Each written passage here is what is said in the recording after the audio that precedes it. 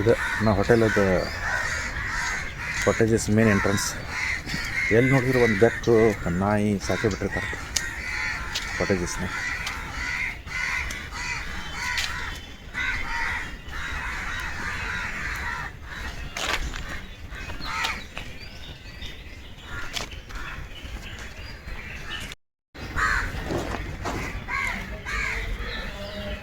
Morning 8 ಗಂಟೆ ಆಗೈತಿ. ಈಗ ಸ್ವಲ್ಪ ಲೇಟಾಗಿದ್ದೆ.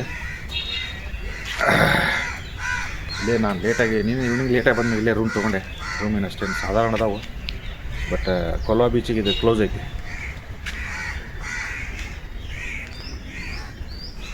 ಸುತ್ತಮುತ್ತಲು ಮಾಡ್ಬೋದು.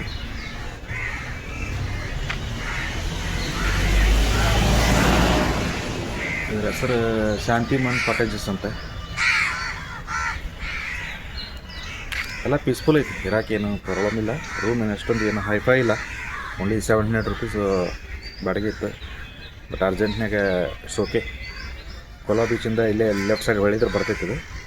ಸುತ್ತಮುತ್ತಲಿನ ಅಷ್ಟೊಂದು ಏನು ಕ್ರೌಡೆಡ್ ಏನಿಲ್ಲ, ಬಟ್ ಬಂದಿರಾಕ ಇಲ್ಲೊಂದು ಒಳ್ಳೆ ಪ್ಲೇಸ್ ಇದೆ ಇದು.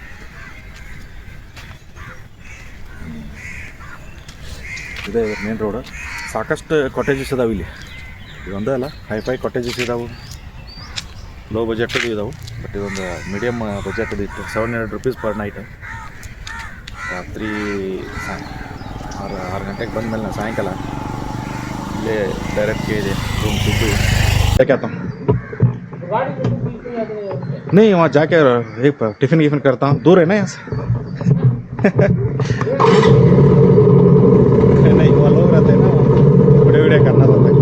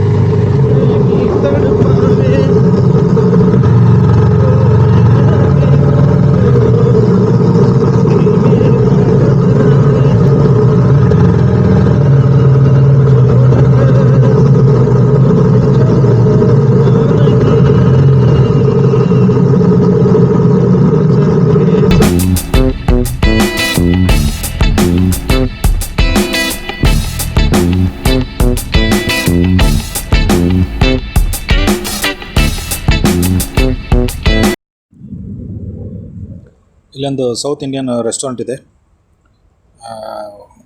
ಸೌತ್ ಇಂಡಿಯನ್ ರೆಸ್ಟೋರೆಂಟ್ನಲ್ಲಿ ಇಡ್ಲಿ ವಡೆ ತಿನ್ಕೊಂಡು ಅಲ್ಲಿಂದ ನಾನು ಮುಂದೆ ಸ್ವಲ್ಪ ಕೊಲ್ವಾ ಬೀಚ್ನ ಇನ್ನೊಂದು ಸ್ವಲ್ಪ ಸುತ್ತಾಡ್ತೀನಿ. ಯಾಕಂದ್ರೆ ನೈಟು ಲೇಟ್ ಆಗಿತ್ತು, ಅಷ್ಟೇನು ಭಾಳ ಸುತ್ತಾಡೋಕ್ಕಾಗಿಲ್ಲ. ಅರ್ನಿಂಗ್ ಮಾರ್ನಿಂಗ್ ಒಂದು ಸ್ವಲ್ಪ ಕೊಲ್ವಾ ಬೀಚ್ನಲ್ಲಿ ಸುತ್ತಾಡಿಕೊಂಡು ಅಲ್ಲಿಂದ ನಾನು ಮುಂದೆ ರೂಮಿಗೆ ಹೋಗ್ತೀನಿ. ರೂಮ್ನಿಂದ ಕೋಲಾ ಬೀಚು ಮತ್ತು ಪಾಲೋಲಂ ಬೀಚಿಗೆ ಹೋಗೋಕ್ಕೆ ಪ್ಲ್ಯಾನ್ ಮಾಡ್ತೀನಿ.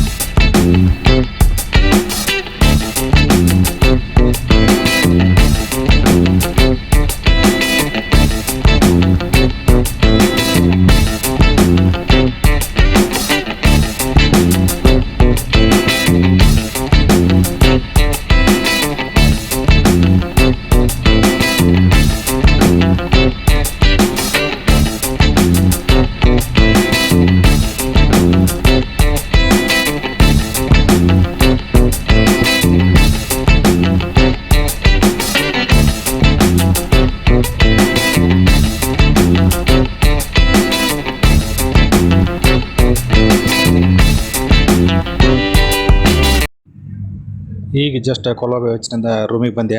ರೂಮ್ನಲ್ಲೆಲ್ಲ ಬ್ಯಾಗ್ ಪ್ಯಾಕ್ ಮಾಡಿಕೊಂಡು ಅಲ್ಲಿಂದ ಈಗ ಕೋಲಾ ಬೀಚ್ ಕಡೆ ಹೋಗ್ತಾ ಇದ್ದೀನಿ. ಹೋಗ್ಬೇಕಂದ್ರೆ ಕೋಲಾ ಬೀಚಿಗೆ ಹೋಗ್ಬೇಕಂದ್ರೆ ನಿಮಗೆ ಎರಡು ದಾರಿ ಇದಾವೆ. ಒಂದು ನ್ಯಾಷನಲ್ ಹೈವೇ ಹಿಡ್ಕೊಂಡು ಮೇನ್ ಸ್ಟ್ರೀಮ್ ರೋಡ್ನಲ್ಲಿ ಹೋಗ್ಬೋದು ನೀವು. ಇಲ್ಲಾಂದ್ರೆ ನೀವು ಒಳಗಡೆಯಿಂದನೂ ರೋಡ್ಸ್ ಇದಾವೆ, ಸ್ಮಾಲ್ ರೋಡ್ಸ್ ಹಾಯಿಸಿ ಹೋಗ್ಬೋದು. ಬಟ್ ನಾನು ಇಂಟೆನ್ಸ್ಲಿ ಈ ಸಲ ಬೈಕ್ ತೊಗೊಂಬಂದಿದ್ದೀನಿ. ಬೈಕ್ನಲ್ಲಿ ನಾನು ಸಿಟಿ ಒಳಗಡೆ, ಹಳ್ಳಿಗಳ ಒಳಗಡೆ ಪೋರ್ಚುಗೀಸ್ ಹೌಸು ಮತ್ತು ಚರ್ಚ್ಗಳು, ಟೆಂಪಲ್ಸ್ಗಳು ಮತ್ತು ನದಿ ಕೊಳಗಳನ್ನು ನೋಡ್ಕೊಂಡು ಹೋಗ್ಬೇಕಂತ ಟ್ರೈ ಮಾಡಿದ್ದೆ. ಪ್ರತಿ ಟೈಮ್ನು ನಾನು ಕಾರ್ ತೊಗೊಂಬರ್ತೀನಿ. ಹೀಗಾಗಿ ಹೈವೇದಲ್ಲೇ ಹೋಗ್ತಿದ್ದೆ ಒಂದು ಬೀಚಿಂದ ಇನ್ನೊಂದು ಬೀಚಿಗೆ ಹೋಗ್ಬೇಕಂದ್ರೆ. ಈ ಟೈಮ್ ನಾನು ಬೈಕ್ ತೊಗೊಂಬಂದಿನಿ. ಸೊ ಹಾಗಾಗಿ ಆಸ್ ಪರ್ ಪ್ಲ್ಯಾನ್ ನಾನು ಇದ್ರ ಕಡೆನೇ ಹಳ್ಳಿ ಕಡೆ ಅಂತಲೇ ಸಣ್ಣ ರೋಡ್ಗಳಲ್ಲಿ, ಗಲ್ಲಿಗಳಲ್ಲಿ ಚರ್ಚು, ಪೋರ್ಚುಗೀಸ್ ಹೌಸ್ಗಳೆಲ್ಲ ನೋಡ್ಕೊಳ್ತಾ ಹೋಗ್ತೀನಿ.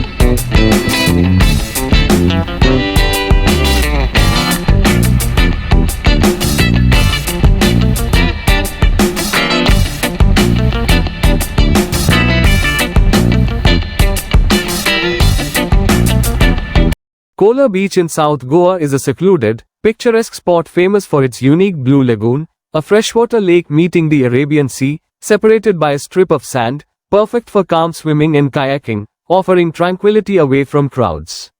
Reaching it involves a bumpy drive through vegetation, revealing a hidden paradise with golden sands, cliffs, and a peaceful atmosphere ideal for nature lovers seeking solitude.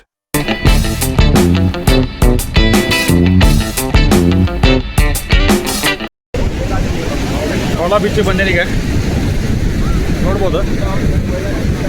ನೋಡೋಕಂತ ಮಸ್ತ್ ಐತಿ ಕೋಲಾ ಬೀಚ್. ಶಾರ್ಟ್ ಐತಿ, ಸಣ್ಣದೈತಿ. Development ಮಾತ್ರ ಮಸ್ತ್ ಮಾಡಿದ್ದಾರೆ. Wall ಹಾಕಿದ್ದಾರೆ, ಕಲ್ಲುಗಳಿವೆ ಇಲ್ಲಿ. ಒಂದು different type of ಇದ್ರ ಸ್ಟೋನ್ಸ್ ಇದಾವೆ ಇಲ್ಲಿ. ಡೆವಲಪ್ಮೆಂಟ್ ಮಾತ್ರ ಎಕ್ದಮ್ ಹೈ ಲೆವೆಲ್ ಮಾಡಿದ್ದಾರೆ. ನಾನು ಹಿಂದೆ ನೋಡ್ಬೋದು, ಇವು ಎಲ್ಲ ರೆಸಾರ್ಟ್ಸ್ ಇದ್ದಾವೆ, ಕಾಟೇಜಸ್ ಇದ್ದಾವೆ.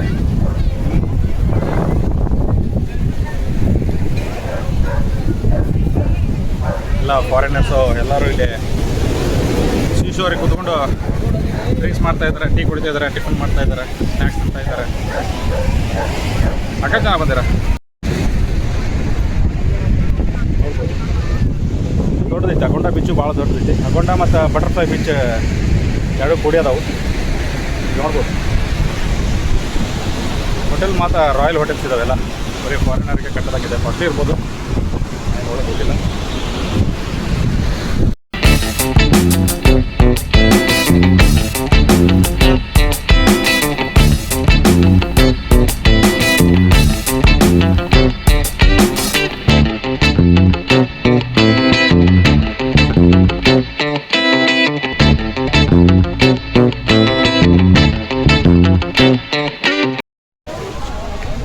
ಶಾಲೋ ವಾಟರ್ನಾಗೆಲ್ಲ ಬೋಟಿಂಗ್ ಮಾಡ್ತಾ ಇದ್ದಾರೆ. ಇಲ್ಲಿ ಬ್ಯಾಕ್ ವಾಟರ್ ಅನಿಸುತ್ತಿದೆ.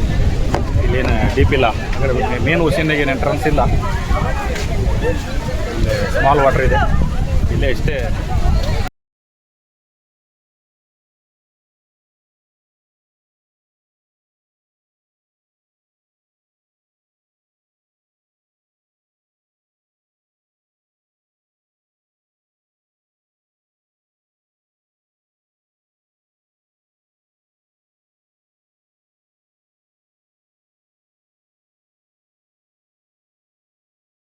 Wait, did you really just say that? I did, and I stand by it. That is hilarious.